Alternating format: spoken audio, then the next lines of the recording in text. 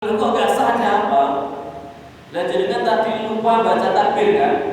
Padahal kalau sholat id takbir, khutbah pertama 9 kali, khutbah kedua 7 kali, jadinya satu saja gak baca. Gak sah dari khutbah jadinya. Aduh bahaya nih gitu. Untuk ketika khutbah dia gak mengacungkan jari gitu. Lo khawatirin mikir bila dijaluk, batal mulai bahaya tadi. Ya Allah ya Karim. Ini sunnah hukumnya, betul? Tidak wajib lo rukun khutbah ya ora mau maca takbir to, Pak. Rukun khutbah niku ya hamdalah, baca sholawat gitu, wasiat, baca Quran, Allahu Akbar niku mawon. Tidak ada niku harus membaca Allahu Akbar bener. Itu kesunahan ketika kita melakukan sholat Id, baik Idul Fitri ataupun Adha sama. Rakaat khutbah pertama 9, khutbah kedua 7 kali.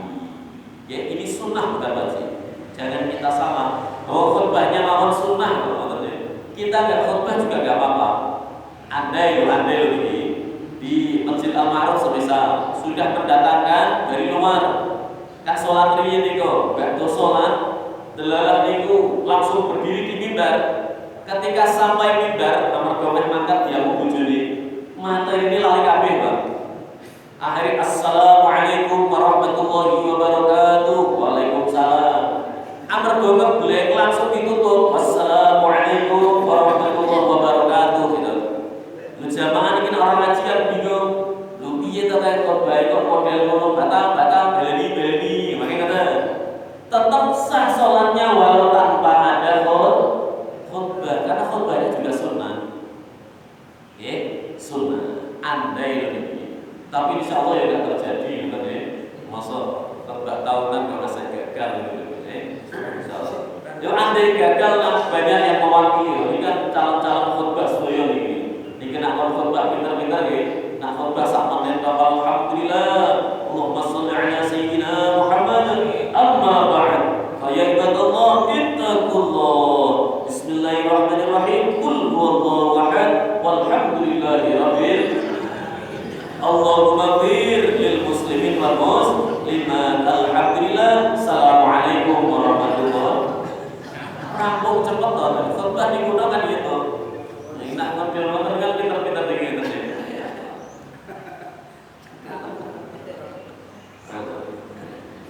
Ada lagi mungkin? Masih ada 5 menit ya mau tanya. Sudah semua gitu lagi? Sudah semua gitu kan? Mungkin kaitan kembali ke korban materi ini sekitar itu. Mungkin kita korban hewan yang dikorbankan ketabrak mobil atau tempat macan bawa lari keluar, misalnya macan kan bisa. Nah, dibawa lari itu saya niati bismillahirrahmanirrahim. Mau sampai mati itu sudah sanggup. Terima kasih. Ya kalau sudah tertabrak mati ya nggak boleh disembelih ya tetap menjadi bangkai itu, betul ya? Kecuali kalau masih ada kesiat-kesiat, apalagi masih bisa berdiri itu boleh disembelih langsung cepat-cepat disembelih, tetap dagingnya halal boleh nggak apa-apa. Oh ya, Pokoknya masih ada nyawanya. Kalau sudah tidak ada, karena matinya tidak melalui penyembelihan, tetap itu menjadi kadang pakai, bukan menjadi hewan sembelihan, tidak halal dagingnya. Kecuali kalau tadi kejat-kejat itu cepat-cepat kita memotongnya, ini boleh-boleh saja. Tahu?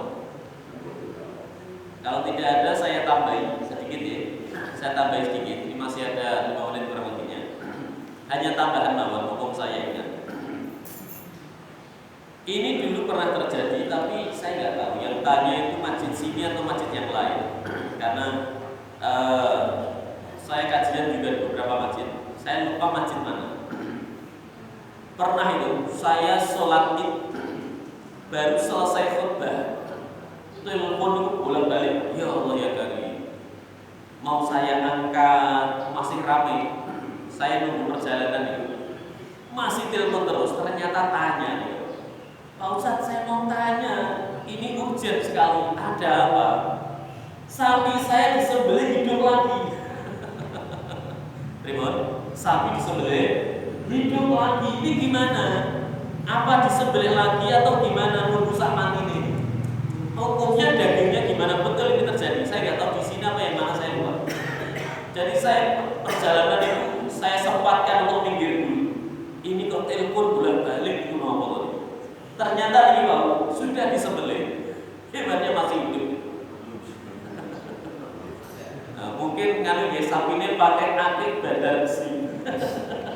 Disembelih perampak ya Allah. Akhirnya betul tanya. Saya tanya, sekarang kondisinya bagaimana? Kondisinya bagaimana dulu saya lihat. Ini masih bisa jalan. Masih bisa jalan. Ya Allah. Kalau masih bisa jalan, cepat disembelih lagi boleh dagingnya apa? Ya. Jadi ini kadang-kadang terjadi Pak. Karena yang namanya nyembelih banyak ya. Terkadang sudah nyembelih 7, kadang pisaunya tumpul ya. Kadang bisa terjadi lagi. Oh saya kadang pernah nyembelih model ngoten, tapi nyembelih ayam Bu. Jadi itu, semisal ada permasalahan gitu. Kalau di dalam kitab ini nggak ada semua ya. Minimal tuh kalau kita mau buka ya anak itu ada. Jadi kalau keterangan kitab-kitab yang di atas gitu, semisal ada kasus kita nyembelih krek pertama, ternyata itu hewannya masih hidup, atau mungkin yang dipotong ada yang belum terpotong. Kan pemotongan kan gini. Yang harus terpotong itu 2, yaitu saluran pernapasan dan saluran makanan. Kalau ulama kita itu biar lebih afdol, urat kanan kiri yang mengampit 2 otot tadi, otot pernapasan sama masuk makanan itu. Jadi kanan kirinya ikut kepotong. Jadi keres 1 kali potongan itu terpotong semua. Tidak boleh 2 kali, 1 kali potongan. Keres itu ada cara menyembelihnya. Jadi makanya butuh alat yang sangat tajam. Lah kalau saya yang pernah terjadi itu nopo kesenggol. Sudah kenal sithik wis metu darah kesenggol. Amarga sing bujingi pitik ra kuat cilik. Lu sama bisa jadi Pak, yang namanya kambing sapi ini pun apa? Mocal namanya ini. Krocalan itu. Bisa terjadi nggak? Bisa nih kalau nyembelih kambing baru keras belum semua kambingnya mancal. Lah ini bagaimana? Padahal belum terpotong semua, apakah nanti bisa menjadi daging yang halal? Ini ada berbagai macam opsi, ada beberapa pendapat. Yang pertama, kalau jedanya tidak panjang, boleh langsung lanjut. Ini masih kategori dikatakan 1 kali pemotongan. Semisal pertama gres, gitu, kepancal, akhirnya itu mencelat, gitu, alatnya, cepat diambil langsung keras, boleh masih halal dagingnya. Atau mungkin kurang pakai landep, rotot tumpul gitu, cepat-cepat langsung ganti, boleh nih. Atau terjeda waktu lama, tapi asalkan masih ada kehidupan bagi hewannya, masih halal dagingnya. Jadi semisal bagi sembelih mau dong, sapi ini saya iso melaku gitu. Bagaimana masih boleh disembelih untuk yang kedua kalinya, masih halal dagingnya, boleh masih digunakan. Karena masih ada kehidupan bagi hewannya tadi, baik sapi ataupun kambingnya itu. Jadi kalau tidak ada jeda seketika langsung ini boleh, ada jeda tapi diyakinkan masih ada kehidupan untuk hewannya tadi. Wis minimal iso ngadep niku boleh, masih tetap halal dagingnya, boleh disembelih. Untuk yang kedua kalinya ini boleh-boleh saja. Ya langsung pakai, wah gagal panitia rekor ganti sapi, lah kan bahaya pakai. Gitu. Jadi secepatnya kita sembelih asalkan masih ada kehidupan untuk hewan Dan untuk kehati-hatian, Pak. Jadi gitu, dikatakan sembelihan itu sah sempurna, itu harus sampai mati, Pak. Maksudnya nyembelih pitik itu bahaya. Keluarga sering, Pak, ya Allah. Saya itu punya tetangga, gaweane motong pitik. Saya pernah lihat sekali itu kaget, ya Allah. Amarga nyembelih ayamnya banyak, krek pucalke. Masih kejar-kejar dimasukkan air panas. Ini nggak boleh. Harus nunggu betul-betul sampai mati. Amarga gitu, wow semisal dalam makro sapi ini 100 juta doang. Ya Allah gitu. Akhirnya nopo saking akeh niku bar sembelih panitiane sigap. Sing wis sembelih langsung diketok-ketok padahal saya kejar-kejar lho, Pak. Enggak boleh. Harus sampai mati. Utawa bahasa niku darahnya sampai mancur habis gitu. Baru boleh dipotong. Potong sing bener kan. Kadang itu panitia rada kesusu nih yo. Amarga kambing uang itu kurang kita langsung puncak rono sing kecil-kecil ketok-ketok ya kabeh ya Allah ya bareng jangan ya. Nunggu sampai betul-betul sudah mati. Wis kecil-kecil. Atau darahnya itu hilang. Saya sampai pernah gitu. Bukan uji coba lagi bener. Ketidaksengajaan itu. Saya dulu tuh pernah nyembelih ayam, Pak. Nyembelih ayam. Yang motong lagi bukan saya. Jadi saya punya keponakan itu. Saya potong ayam, saya sembelih, saya letakkan.